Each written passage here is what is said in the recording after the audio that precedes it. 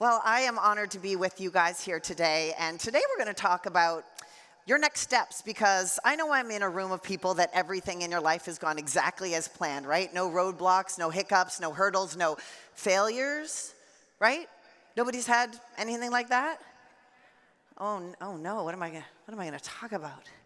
You know, of course, you've had those things, and after being in the area of transformation for over 15 years, the number one thing I hear from people over and over and over again is, I need the steps. I need the plan. I'll do it when I have the plan to the steps to get the thing, because when I have the thing, I'll be happy, right? Everyone is looking for the steps. And so that's what we do. The year was 1989. I was 19 years old. I grew up in Winnipeg, Manitoba, Canada. Oh, wow, Winnipeg. People know Winnipeg? I remember this moment. You know, we've heard today about these memories. Jim was talking about the ability to go to a moment in time, right, in our past and remember it clear as day. And I was standing in the kitchen of my house that I grew up in. And in my vintage era, back then, the fridges were this big. The freezer was on top and the fridge was on the bottom. So if you're a younger human, you don't know that. You got big, giant things. They do all sorts of stuff. But I was in my kitchen. I was bending over to get a drink. And my mother was there with me. And she was a woman of few words. But when I came up with the drink, she was in my face. And she said, "You live in a fantasy world." Shade? Is that a bad thing? And I had just returned from my second failed attempt at university, and I got the message. It was time to grow up. And I began my quest to become an adult. And to become an adult, that meant having a plan and following a plan, going after a plan. And so I did. I got a degree, I got a job, I got a better job. I got a husband, I had a kid, I had a second kid. I had a third kid. I was able to be a stay-at-home mom. Everything was going according to plan, as it does. What was not in the plan, I was checking off all the boxes, right? Check, check, check. This is what I'm supposed to do. This is what everyone says to do. Check, check, check, check. What wasn't in the plan was losing a bit of myself in motherhood, becoming completely unrecognizable and uncomfortable in my skin. What wasn't in the plan was getting a divorce at 41 and being separated from my kid's dad and separated from my kids half the time. After being a stay-at-home mom for 11 years, having to figure out, what am I going to do? How am I going to support myself? So I started on yet another path to a plan. Okay, I'm reading fitness magazines. Fit people are happy. Let me go do that. Rich people are happy. Let me go do that. So I got fit. I got super fit. I became a natural figure pro at 43 and 46 years old. I stepped on some of the biggest stages in fitness. I became the cover of magazines. I was in the magazines. Everyone's telling me I'm amazing. Okay, I'm amazing. Yay. I started to make money. I created an online fitness group before it was a thing, with a janky website and a PayPal link that hardly ever worked. And I grew that to multiple six figures. I was working nonstop. I started getting known as the hardest worker in the room, and I wore that like a fucking badge of honor. I kept going. I was following the steps. I was doing all the things I had achieved. I made it. I got the big house that I wanted. I had the designer things. I had money in the bank account. Everyone was telling me I was great. Awesome. And then, May 9th, 2019, you have breast cancer. 5 days before Mother's Day, 4 days before my daughter turned 16, 2 weeks before my sons were graduating, one from high school and one from grade 8. Was I going to see her drive her car? Was this my last Mother's Day? Was I going to be able to put his bow tie on? Or have the dance with my youngest? Everything that I had worked for and strived for, none of it fucking mattered. My long list of to do, check, check, check, check, go, go, go, go, tell me I'm great, tell me I'm great, tell me I'm great, became tiny. One thing, to live and be alive. And I started on this journey that I had learned about mindset and personal development, but when I learned about that, it was always about a goal. In fact, I first heard Tony Robbins talk when I was on a step mill for 60 minutes a day, trying to frickin' get a great ass to win a $29 trophy. And I was learning all these things, personal development and growth. I was like, amazing, I'm gonna win the show because then I'll be something. I'm gonna go to the top of the businesses I do. I'm going to be a top achiever. I'm going to win all the awards because that will make me happy. So everything that I learned about mindset was always about a goal for an achievement for somebody else to tell me I was worthy. Maybe you can relate to this. And so all of the mindset work that I did, I started to turn inward. I started to use on me. Instead of go, go, go, it became sit, sit, sit. I meditated and I asked cancer, why are you here? And I heard, you need more joy. I'm happy.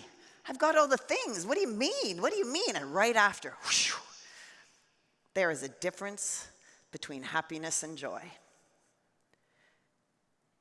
And that day I was walking around my house into this mudroom of all the giant house that I got with all the things that I didn't need, but I thought that that was what was making me happy because I was keeping up with the Joneses. And I had a giant wall calendar. I know I'm not alone here. With all of the things, and all of the plans, and all of the things, and when I do that, and then I'll do that, and then I'll do that, and then I'll do that, and then I'll do that. And I stood in front of this calendar with all these days checked off, and I said, how dare you? You are checking off days like they're frickin' nothing. Like you've got a nonstop lot of them. And you are looking ahead for all of these other things and for when, and you're not even here now. You're not even utilizing the day.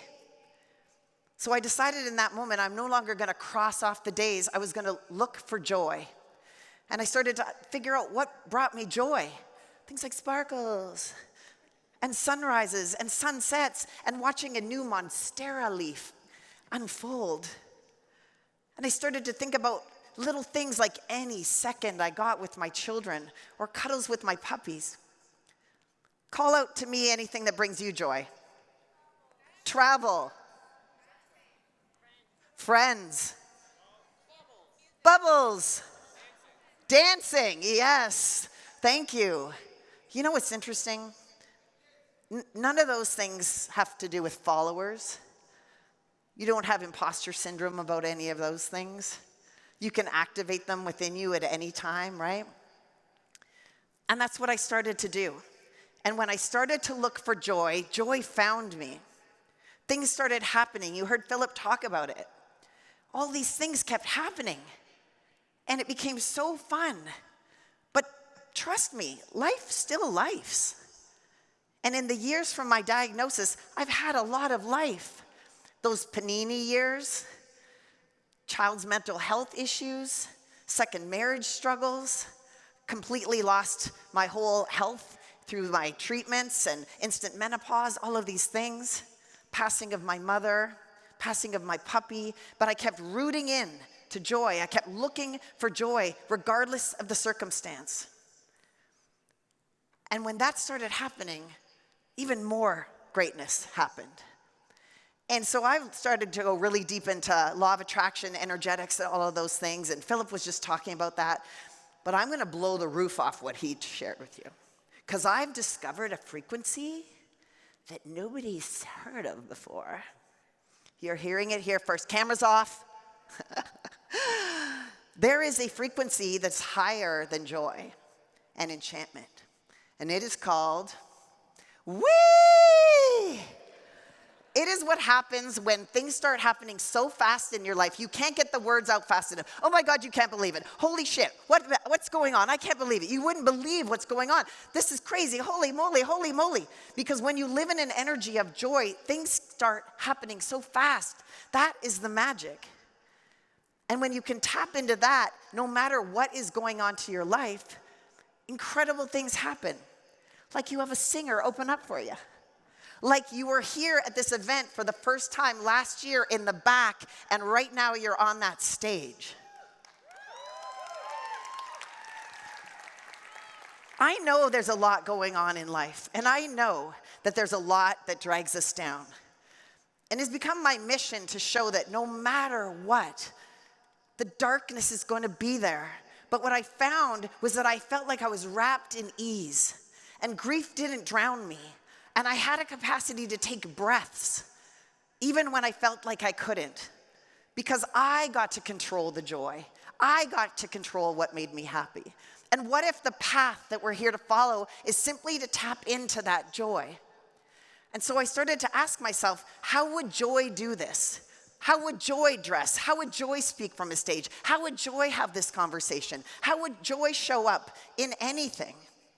And it's like I took myself and the brain that kept telling me I was no good and I wasn't worthy and I was never going to make it and I failed at this marriage and I failed at this and I failed at this. And I just let her like, okay, thanks for the feedback. I don't need you anymore. And I let joy lead. And I let myself be so engulfed in the energy of it, in the frequency of it, that every day I wake up and I say, show me how magical today can be. And I'm still blown away.